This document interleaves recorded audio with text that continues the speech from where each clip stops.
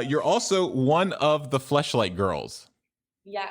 And this month we are giving away one of your signature model Fleshlights, and we're going to be reviewing it at the end of this show.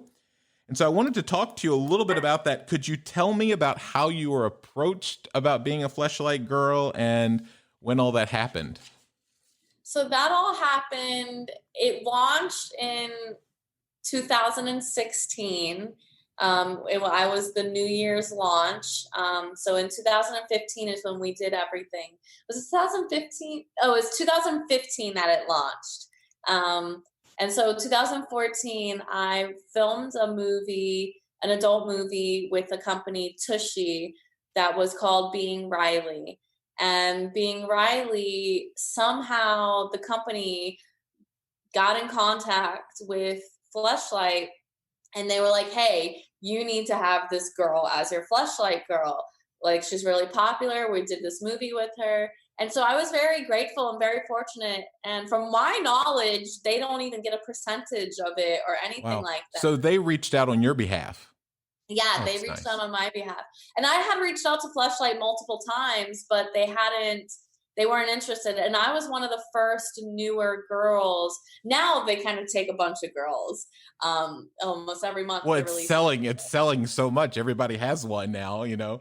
And yeah. And in quarantine, I'm surprised they have a warehouse of anything. All the stock has to be gone. Yeah, but so they reached out and made it happen, and then shortly after, I think they also recognized they didn't have prior to me, they didn't really have any new younger girls. The only other girl who kind of had a similar vibe to me was Jenna Hayes.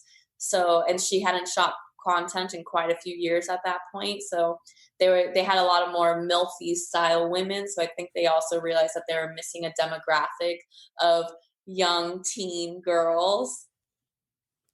So after they approached you and you agreed, obviously, could you tell us a little bit about that process that you went through and the molding and how all that took place?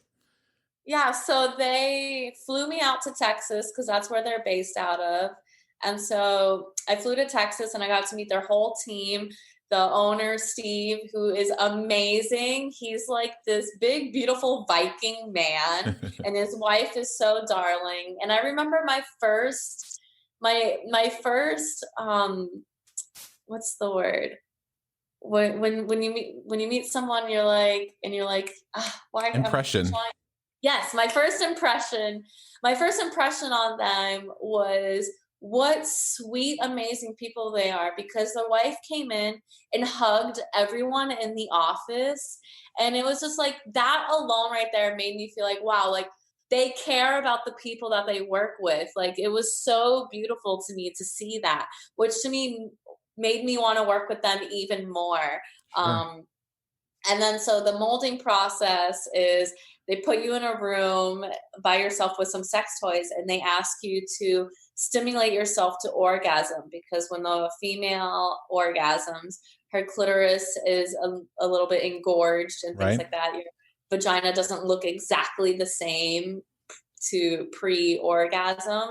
So they left me in a room for a little bit and then asked me to like reach out to them as soon as I've reached climax. And they use this plaster molding thing. I don't know the technical term for it, but it was like a mint green plaster. Okay. And they put you in like these stirrups like you're in the gynecologist, have your legs up. So this was the most comfortable experience you could possibly have for the day. Not awkward at all. Oh, it's so awkward because it's also like I had just had lunch with the guys like who prior to molding me. And like I'm like hanging out with them. I'm like fun and sociable. So like we're all chilling. And then it comes to like spread pussy and like we're not having sex or anything. I'm just like sitting there awkwardly while he's like slapping me up. And it's definitely a funny experience for sure. And then they have you go in doggy because they also did a butt molding where they put like this, like one of those. They didn't do this at the same time, did they? No, two separate times. Okay. Because that would be really uncomfortable and awkward then if you were like just totally plastered down there. Yeah, it was definitely bizarre. And I think the greatest thing to me was when they told me, because I was asking, I was like, "How do you guys test out these products?"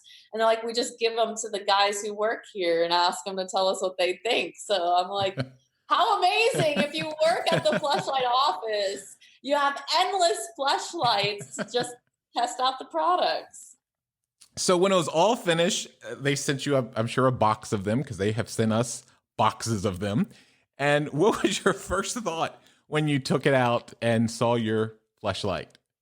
I thought it was so beautiful because they have my encasing is in this iridescent, like ivory toned case, which I think is really stunning because I think most of them at the time were either just white or black or gold.